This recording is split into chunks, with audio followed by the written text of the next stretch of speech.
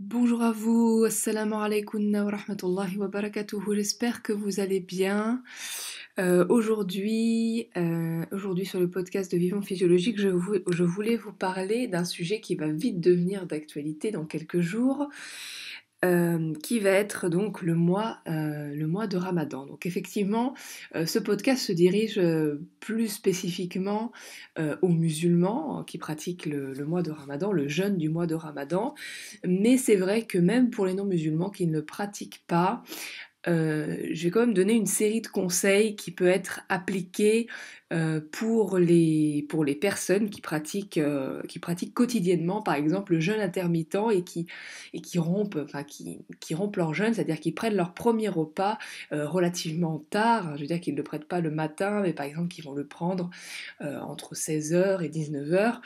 Tous ces conseils sont forcément applicable à ces personnes-là, mais je voulais quand même faire un podcast particulier pour le mois de Ramadan, pour le jeûne du mois de Ramadan, parce que c'est vrai que quand on voit un petit peu, quand on remarque un petit peu ce qui se passe pendant le mois de Ramadan, on se rend compte qu'il y a beaucoup d'excès alimentaires. Hein, il faut dire ce qui est.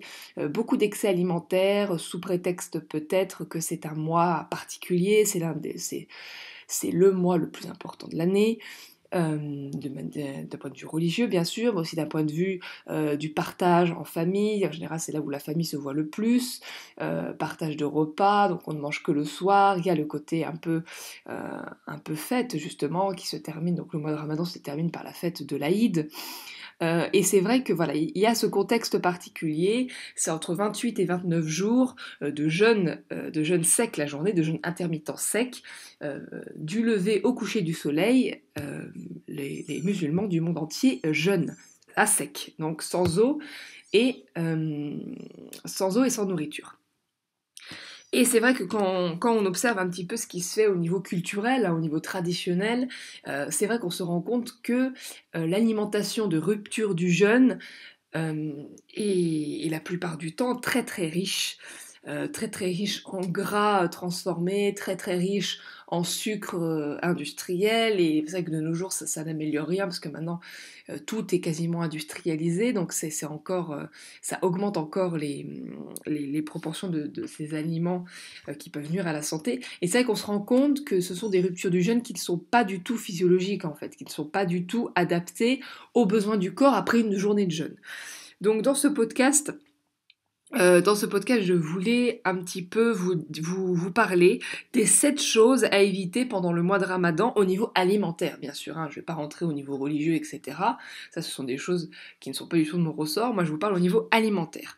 Au niveau alimentaire, les 7 choses à éviter. Hein, j'irais même jusqu'à dire les 7 choses à ne pas faire pendant mon ramadan au niveau alimentaire, justement pour pas, entre guillemets, plomber son mois et pour pouvoir profiter au maximum de ce mois, qui est un mois d'adoration, qui est un mois de jeûne, qui est un mois de spiritualité. Et c'est vrai que si on passe ce mois à manger la nuit, on se rend compte qu'on n'est peut-être pas forcément très réceptif et qu'on n'est peut-être pas forcément très actif au niveau religieux la journée. Donc, sans plus tarder, nous allons commencer par le premier point. Donc, premier point à éviter lors du mois de Ramadan serait rompre son jeûne avec une grande quantité de nourriture. Donc, c'est vrai qu'on on remarque souvent que donc là, lorsqu'il y a l'appel à la prière du Maghreb, donc du coucher du soleil, il y a beaucoup, je dis pas tout le monde, hein, je dis pas tous les musulmans font ça, mais il y a quand même pas mal de personnes qui justement au moment de cet appel à la prière vont manger, mais ils vont manger. Ça va pas être des petites quantités, ils vont quasiment se faire l'équivalent d'un repas, mais en un espace relativement court. Parce qu'en général, il y a la prière à faire ensuite. Et c'est vrai que voilà, ça va être une grosse quantité de nourriture lors de la rupture du jeûne. Alors pourquoi c'est quelque chose qu'il ne faut pas faire? Déjà, tout d'abord, vous avez jeûné toute la journée, à sec. Donc votre corps il est en train de développer, il a développé durant cette journée une sorte de sensibilité, d'ultra-sensibilité au niveau du développement de vos sens. Il a les sens décuplés.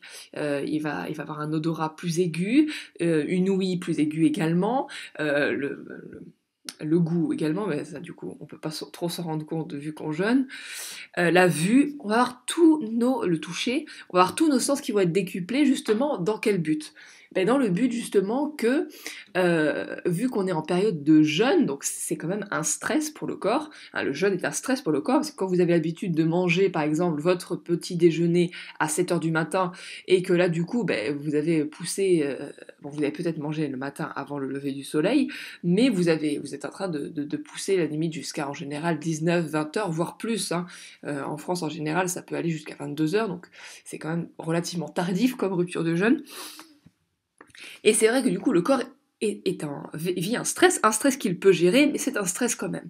Et du coup, tous les sens sont décuplés pour justement être à la recherche de nourriture. Donc nous, notre but quand on est en mois de Ramadan, c'est pas de chercher de la nourriture toute la journée, parce qu'on sait on sait qu'on pourra manger à la rupture du jeûne, donc au coucher du soleil, mais notre corps, il agit comme ça, c'est-à-dire que toutes nos capacités sont améliorées dans le but de rechercher de la nourriture. Donc notre corps est dans cette condition-là, c'est-à-dire que toute la journée, il est en attente de nourriture. Et là, on rompt notre jeûne avec une grosse quantité de nourriture. Et c'est pas ce qu'il faudrait faire. Parce que notre cerveau, lorsqu'on va prendre cet aliment, lorsqu'on va prendre le premier aliment, on le met à notre bouche. Il y a des signaux qui vont être envoyés, hein, ne serait-ce que des signaux au niveau de nos doigts, hein. Lorsqu'on va prendre en général la sunna, la tradition, ça va être de prendre des dates pour rompre le jeûne lors du mois de Ramadan. Et là, c'est vrai que lorsqu'on prend des dates, déjà les dates on les mange avec les doigts, et c'est vrai que sur les doigts, il y a des sortes de capteurs. En fait, c'est la première étape de la digestion, c'est-à-dire on prend de la nourriture avec nos doigts dans l'intention de la manger, ça envoie des signaux à notre cerveau, et du coup notre cerveau comprend que là il va y avoir une prise alimentaire et qu'il va y avoir rupture de jeûne. Ensuite on la met à notre bouche, on mastique, deuxième étape de la digestion, qui se met en amont alors que l'aliment n'est toujours pas rentré à l'intérieur du tube digestif. Et là, ben forcément, va s'enclencher un processus. Mais si on enchaîne les aliments, c'est-à-dire que si on prend une grosse quantité de nourriture à ce moment de la rupture du jeûne, le cerveau ne va pas comprendre, le corps ne va pas comprendre pourquoi justement il y a une telle quantité de nourriture, et il va pas forcément comprendre que ça y est, la rupture de jeûne est terminée et qu'il y a d'autres choses qui vont arriver parce qu'il y a eu une grosse quantité de nourriture d'un coup. Donc ce qu'il faudrait faire spécifiquement, et ça c'est vrai que ça suit les recommandations religieuses en matière de rupture de jeûne, ça va être justement de consommer par exemple donc, des dattes, parce que c'est la tradition, c'est la sunna, on va consommer des dattes, et on va également consommer par exemple des fruits, des choses qui vont être faciles à digérer, faciles à assimiler, et que le cerveau justement, vous allez les manger, vous allez les mastiquer, et le cerveau va comprendre justement que il y a une prise alimentaire, il y a rupture de jeûne, et il va préparer le corps à la suite d'un repas qui va venir après, pas en même temps. Et du coup, voilà, donc vous consommez vos fruits, vos dattes, ça peut être également un jus de légumes, hein, également, un jus de légumes qui va justement répondre à l'attente, les fruits également, hein, ce type d'aliment va répondre à l'attente du corps qui toute la journée a attendu une alimentation nourrissante, et une alimentation de qualité. Et donc vous allez consommer ces aliments, et là vous allez aller faire par exemple la prière pour les musulmans, vous allez aller faire votre prière, et le temps de faire sa prière, le temps que l'homme aille à la mosquée, etc., et qu'il revienne, il y a au moins une demi-heure. Et donc c'est vrai que dans cette demi-heure, le corps a bien compris qu'il avait rompu son jeûne, qu'il allait probablement avoir de la nourriture qui va arriver après, mais il a eu le temps de digérer, pardon, pas d'assimiler, mais il a eu le temps de digérer les fruits. Il a le temps de digérer les fruits en l'espace d'une demi-heure à peu près, vu qu'en plus la digestion est optimisée, étant donné qu'il y a eu un jeûne toute la journée, donc les fruits ont été digérés très très vite, pour justement donner le maximum de nutriments en un minimum de temps à ce corps qui est un petit peu affamé. Et du coup, après la prière, au retour de la prière, à peu près une demi-heure après, on se met à manger un repas. Donc ça, c'est le premier point. Deuxième point, deuxième chose à ne pas faire, à éviter de faire pendant le mois de Ramadan, ce serait boire une grande quantité d'eau de peur de se déshydrater. Donc deuxième point, boire une trop grande quantité d'eau de peur de se déshydrater. Donc souvent c'est vrai que voilà, on a jeûné toute la journée, on a jeûné à sec, c'est-à-dire sans eau, hein, sans nourriture et sans eau. Et c'est vrai qu'on a toujours cette tendance à se dire voilà, j'ai pas bu d'eau de la journée, il faut absolument que je boive, que je compense la nuit avec une grosse quantité d'eau. Et donc c'est vrai que c'est une erreur. C'est une erreur. C'est vrai qu'on a les recommandations publiques et nationales de santé publique en tête. Oui, il faut boire 1,5 litre, 2 litres d'eau par jour, etc. Mais alors déjà, ce sont des recommandations qui sont censées s'adresser à tout le monde. Alors chaque individu est différent et donc effectivement, ça ne va pas du tout être adapté à toutes les personnes. Et puis surtout quand on parle de quantité pareille, c'est vraiment de très très grosses quantités, surtout quand on a jeûné à sec toute la journée. Et donc en fait le problème quand on va consommer une grosse quantité d'eau comme ça en un minimum de temps, parce qu'on a jeûné à sec toute la journée, on va avoir plusieurs problèmes. Mais le problème le plus important c'est que vous allez consommer cette eau en pensant qu'elle va vous hydrater, alors que c'est vrai que la plupart des eaux modernes, hein, en bouteilles plastiques, etc., euh, ont des minéraux. Hein, bien sûr, l'eau a des minéraux, mais ces minéraux ne vont pas être biodisponibles pour notre corps. Alors qu'est-ce que ça veut dire? Ça veut dire que tous ces minéraux, en fait, le corps ne pourra pas les assimiler parce que ces minéraux ne sont plus vivifiés, ils ne sont plus vivants, ils ne sont plus activés dû à leur conservation en bouteilles plastiques par exemple, parfois à leur traitement, etc. Donc du coup, vous pensez consommer de l'eau pour vous hydrater, mais en fait pas du tout. Et ce qu'il faut bien comprendre avec l'hydratation, c'est que l'hydratation, on est hydraté pas parce qu'on boit beaucoup d'eau, on est hydraté parce qu'on a un gros apport de minéraux. On a un gros apport de minéraux dans notre corps. En fait, être hydraté, c'est être minéralisé. C'est avoir un gros apport de minéraux dans notre corps. Et vu que les minéraux qui sont dans les bouteilles d'eau en plastique qu'on trouve partout ne sont pas assimilables par le corps, du coup, ça vous est déjà sans doute arrivé de boire une grosse quantité d'eau et de poser la bouteille, mais d'avoir encore soif. Parce que effectivement, cette eau ne vous hydrate pas. Cette eau ne vous hydrate pas parce qu'il n'y a pas les minéraux nécessaires qui peuvent être assimilés par le corps. Alors que faire? Que faire? Pour se réhydrater, pour s'hydrater, pour éviter la déshydratation, il faut se reminéraliser. Et où trouve-t-on des minéraux de qualité pour se reminéraliser? Donc ça va être dans les fruits, dans les légumes et dans les jus de légumes et de fruits. Donc ça, c'est un point important. Donc ça, c'est le premier point par rapport à la grosse quantité d'eau, c'est par rapport à cette histoire de minéraux, et de reminéralisation. Deuxième point, ça va être en rapport justement toujours avec les minéraux, mais en fait, si vous voulez, quand vous allez consommer une grosse quantité d'eau, euh, ça va fluidifier vos liquides, ça va fluidifier un peu tout ce qu'il y a dans votre corps. Et du coup, en fait, ces minéraux que nous avons tant de mal à garder dans notre corps et qui sont essentiels à leur bon fonctionnement et à leur bonne constitution, à la bonne constitution de l'organisme, le fait que vous buviez une grosse quantité d'eau va littéralement prendre avec elle, l'eau va prendre avec elle tous ces minéraux et ils vont se diriger vers les reins puis vers les toilettes. C'est-à-dire qu'il va y avoir une sorte de fuite de minéraux, les minéraux qui sont essentiels et qui devraient rester dans notre corps, pas à l'extérieur, et qui se dirigent vers l'urine en fait, et qui vont dans l'urine et qui sortent dans les toilettes. Donc ça c'est très important à prendre conscience, c'est-à-dire que plus vous buvez d'eau, plus vous avez entre guillemets de chances de perdre vos minéraux.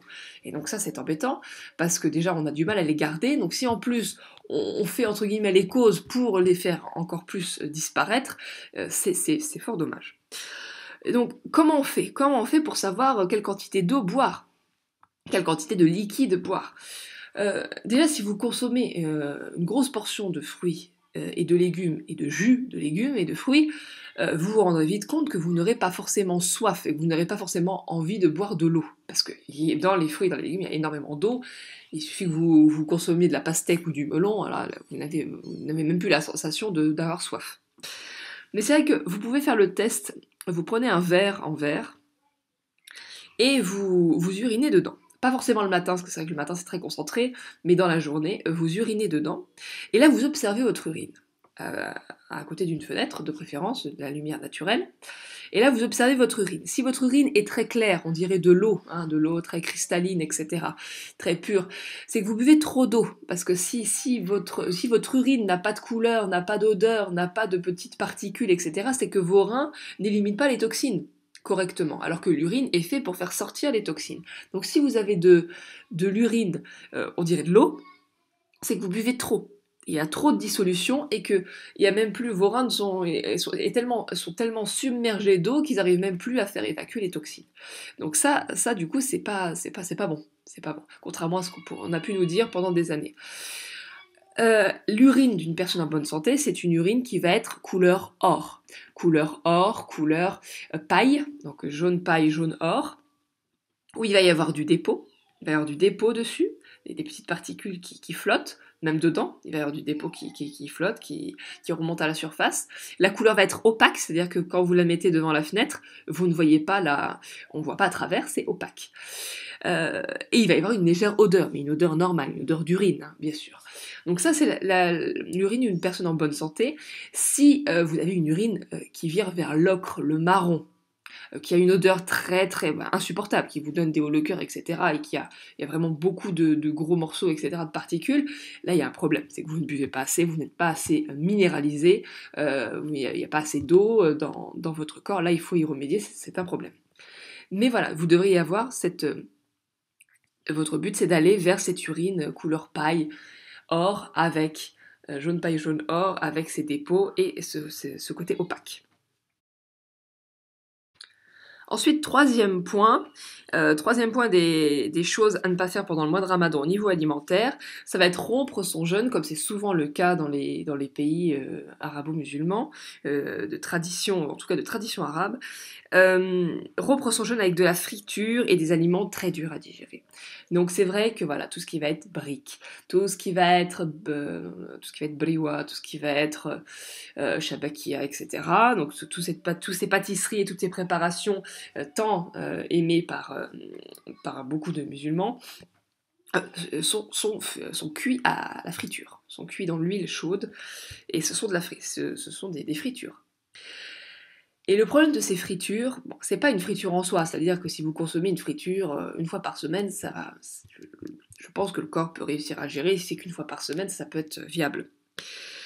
Mais le problème de ces fritures, c'est qu'ils sont consommés au moment le plus important de la journée, c'est-à-dire la rupture du jeûne.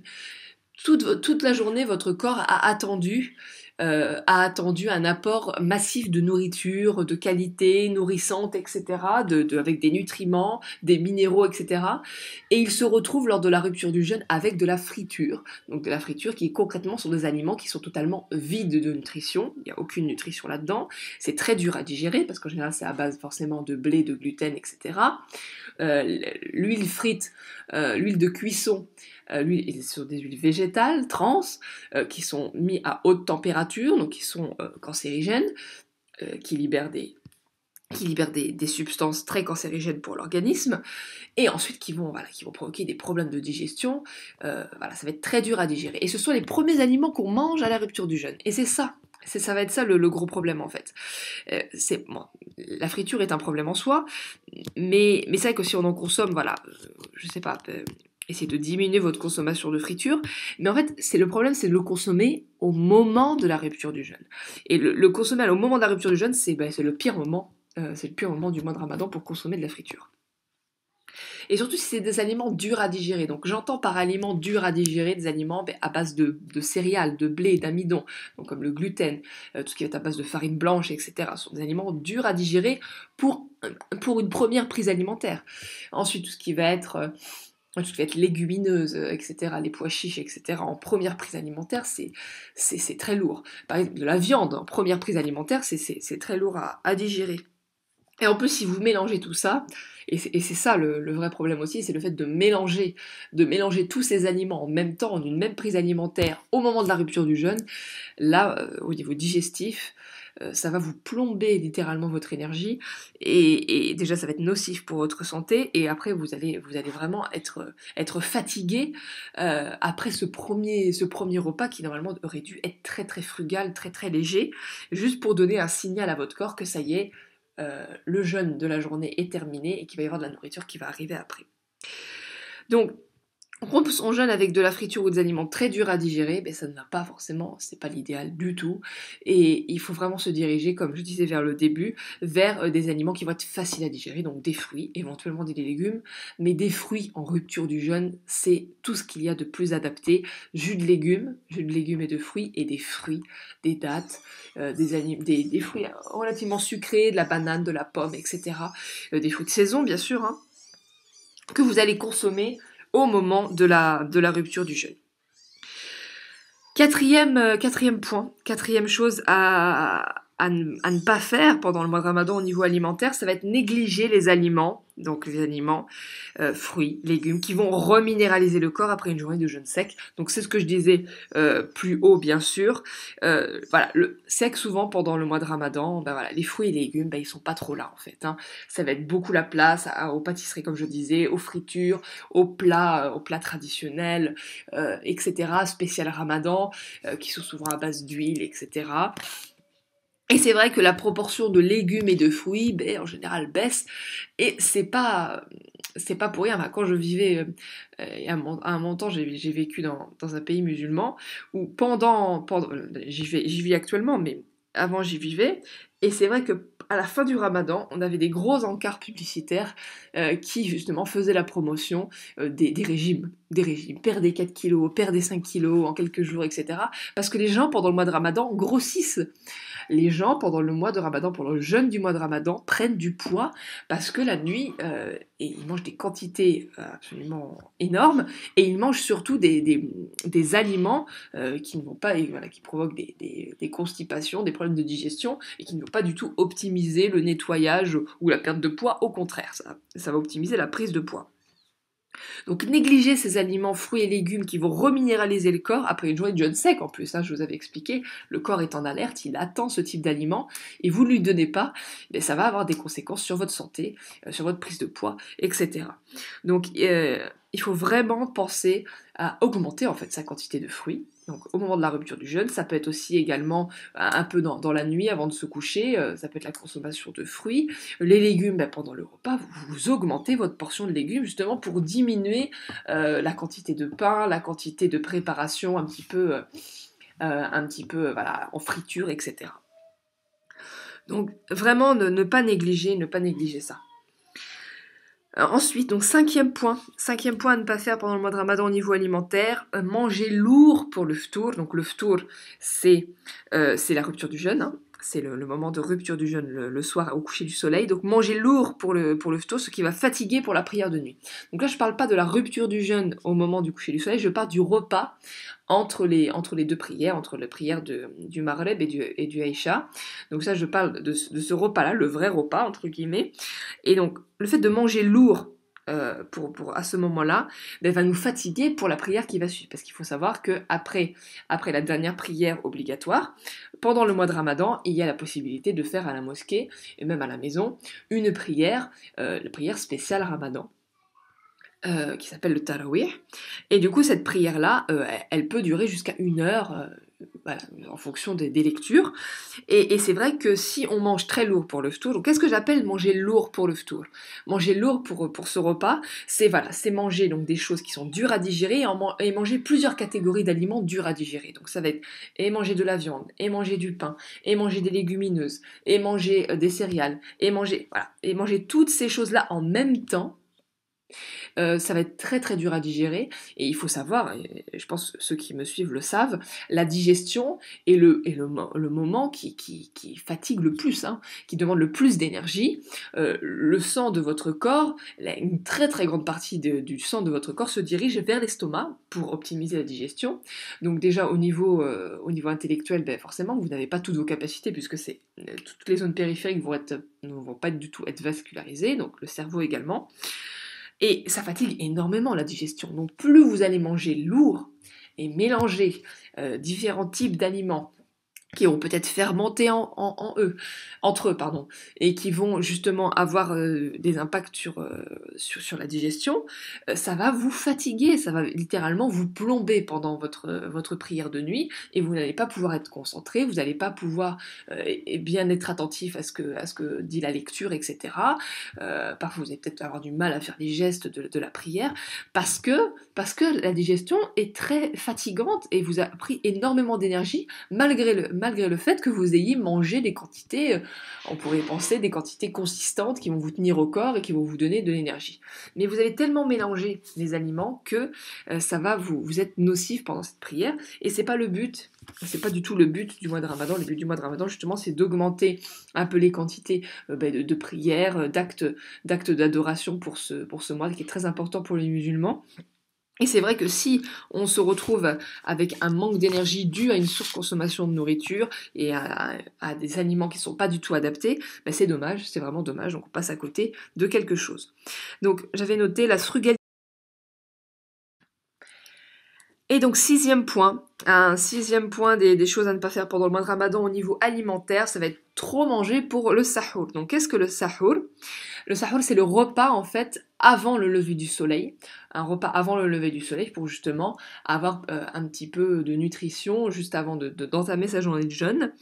Donc c'est vrai que de trop manger à ce moment-là, déjà, si vous mangez par exemple un vrai repas, c'est-à-dire un repas voilà, je sais pas moi, de la viande, un tagine, du poisson, des légumes, etc. Si vous mangez à ce moment-là un vrai repas, sachez que vous allez digérer toute la journée.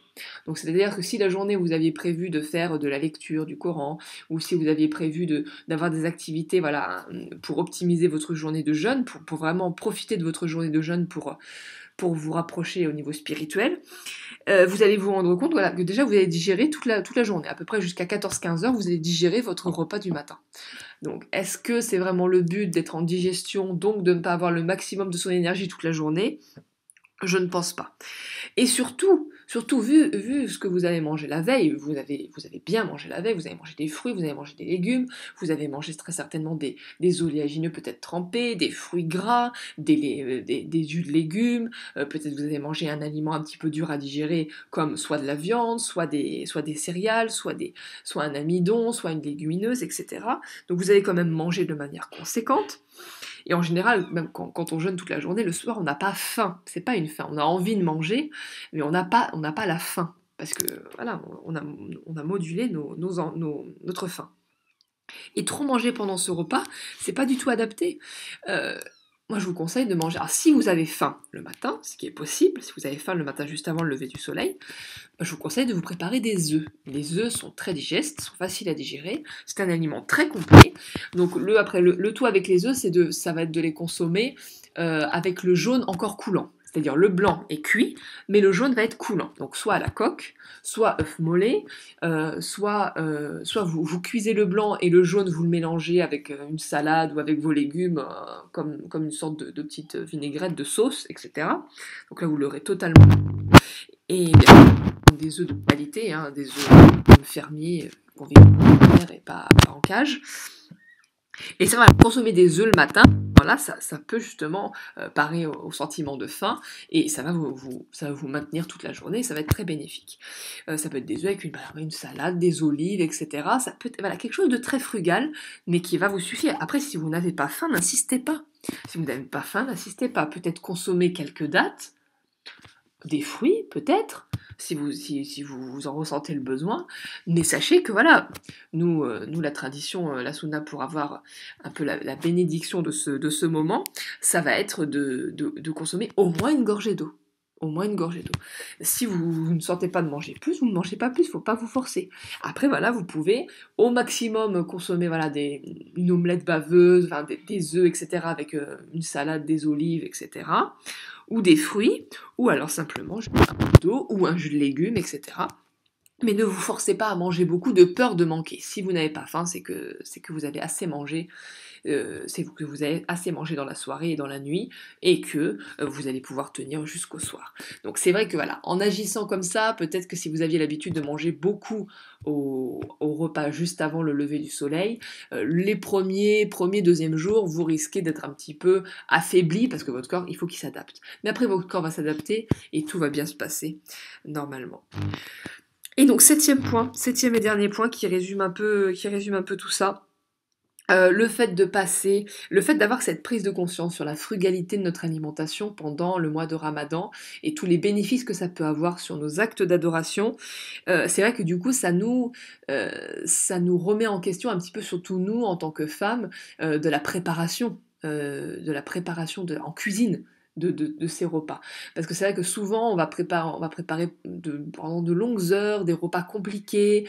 Donc j'ai pas dit qu'il fallait pas le faire, parce que tout est une question d'attention. Si on a l'intention de nourrir la mosquée, tous les jeûneurs de la mosquée, forcément qu'on va devoir cuisiner toute la journée. Mais ce que je veux dire, c'est que parfois on oublie nos intentions et qu'on cuisine pour cuisiner, pour qu'il y ait beaucoup de choses sur la table, et au final il y a la moitié qui va soit à la poubelle, ou soit qui est voilà, un peu perdue, tout ça. Il faut se recentrer sur l'essentiel. Il faut se recentrer sur l'essentiel. J'ai pas dit que c'était mal de cuisiner toute la journée, mais après c'est vrai qu'il y a tellement de choses à faire pendant les journées du mois de Ramadan, comme la lecture du Coran, comme les prières surrogatoires, etc. Comme voilà, le bon comportement avec les voisins, voilà, etc. Il y a plein de choses à faire pendant le mois de Ramadan pour justement tirer bénéfice de ce mois. Et c'est vrai, voilà, revenir à la simplicité, revenir pour se concentrer sur ses adorations, et revenir à l'essentiel, et ne pas se laisser emporter par ah oui, c'est le Ramadan qu'il faut que je fasse beaucoup à manger, des trucs compliqués, etc. Alors que non, pas du tout. Justement, au contraire, en préparant des choses simples, des choses saines, ça sera d'autant plus bénéfique pour les jeûneurs, et ça sera d'autant plus bénéfique pour la santé. Donc voilà, donc j'en ai terminé avec ces 7 points, ces 7 choses à ne pas faire pendant le mois de Ramadan au niveau alimentaire. Si vous avez des choses à préciser, n'hésitez pas à le partager, à me le partager en commentaire, me dire si vous faites des choses en plus pour optimiser le mois de Ramadan. N'hésitez pas à partager cette vidéo si elle vous a plu, à vous abonner à cette chaîne Vivons Physiologique si ce n'est pas déjà fait, et n'hésitez pas à liker cette vidéo, ça donne plus de visibilité et moi ça m'encourage dans mon travail pour faire encore plus de podcasts. Voilà, je vous souhaite un bon mois de Ramadan pour les musulmans, puis je vous souhaite de bonnes séries de jeûnes intermittents pour ceux qui ne le pratiquent pas, et je vous dis à très bientôt pour un nouveau podcast.